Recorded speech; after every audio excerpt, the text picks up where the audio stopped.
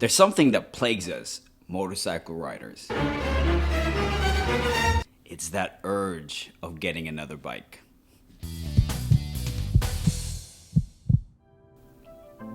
Since we love motorcycles, the longer you ride, the more you fall in love with all kinds of motorcycles, from sports bikes, cruisers, touring, to adventure and retro. They're beautiful pieces of machine, I tell you.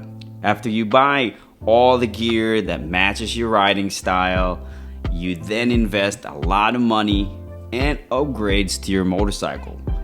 Some may be for looks, creature comfort, and a lot of it is really for performance.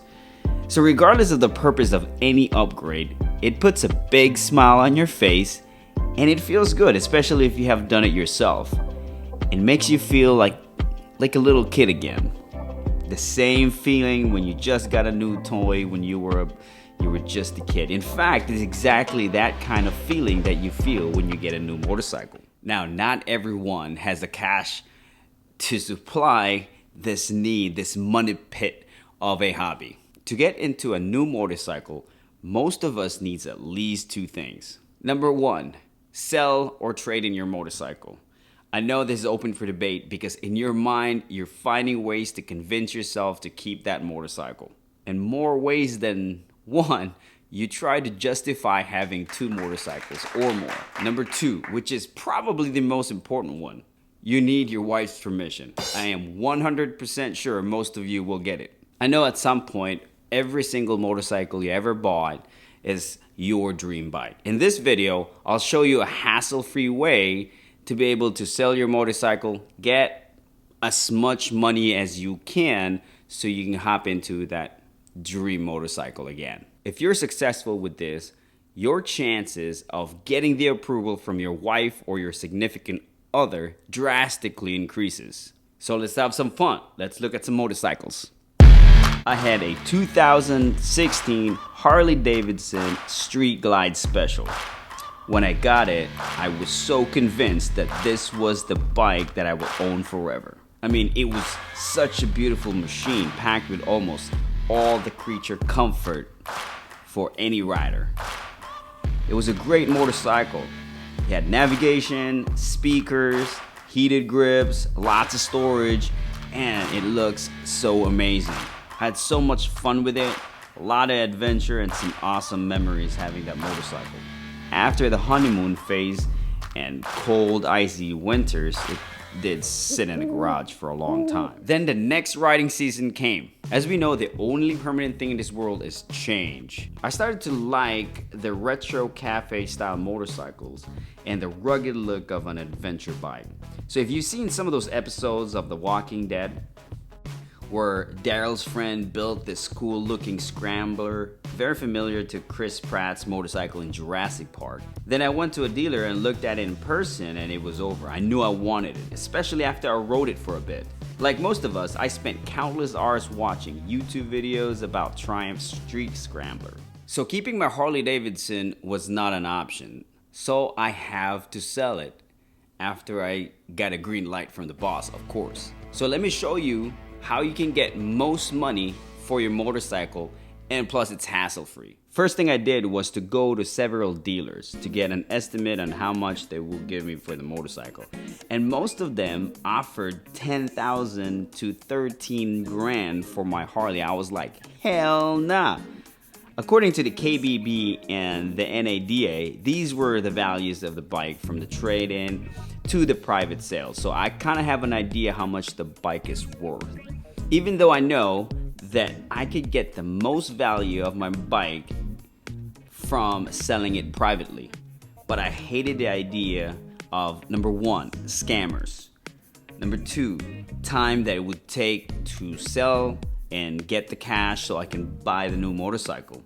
Number three was advertising, to promote that all over social media. And then you have to filter all those calls, whether they're serious or not. Number four was just the back and forth in showing to possible buyers, showing the bike. And then a lot of them, number five, is actually will lowball you. And the sixth reason why I hated the idea of selling it myself was I just didn't like the idea that other people, complete strangers, are gonna test my motorcycle or test ride it, and I don't know if they're beginners or, you know, if they even know how to ride a motorcycle. And then if they crash it, then that's a whole different story. I mean, I could go on and on. So that's why most people just take the loss and trade in their motorcycle to get into the new one. Well, not anymore. So what I did was I checked out rumble.com. Again, it's rumble.com. All you gotta do is follow instructions online, put your bike's information, upload some documents, and within a few minutes, they'll give you an offer. Do not take the offer. Yes, you heard me.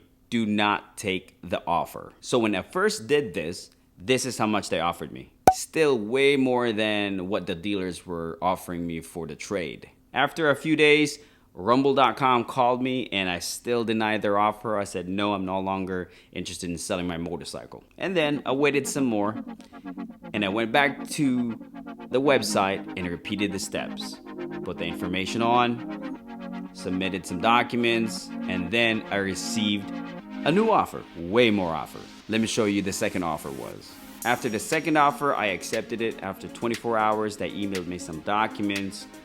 I had to sign and print it and then send it back to them. Once they got all the documents, I think it's another 24 hours, they deposit the entire cash offer in my bank account. And then after that, they informed me that I will be contacted by the transport and schedule a day to pick up my motorcycle. So just like that, I said goodbye to my Harley as I watched it being loaded and hauled away. Man, I gotta tell you, I felt pure sadness. But after all the sadness, here's my new toy, and I'm looking forward to new memories, adventures, accessories and mods from YouTube install tutorials. Speaking of which, if you have a Street Scrambler Triumph 900, you have to watch the videos I made at the end of this video so you can stop wasting your money at the dealer. I will have it on the screen somewhere here before the video ends. I'll also post another video about some of the mods and accessories for the Street Glide that you might be interested in, especially the DIY phone compartment fix, because that tiny phone compartment on the Street Glide, I don't like it. It doesn't fit today's smartphones. I hope this video helped you out. If you like this video, please hit the like button and consider subscribing to the channel so I can make more content like this one, and in the hopes that it would help some of you guys out there. Thank you for watching. My name is Bomba. I'll catch you in the next video.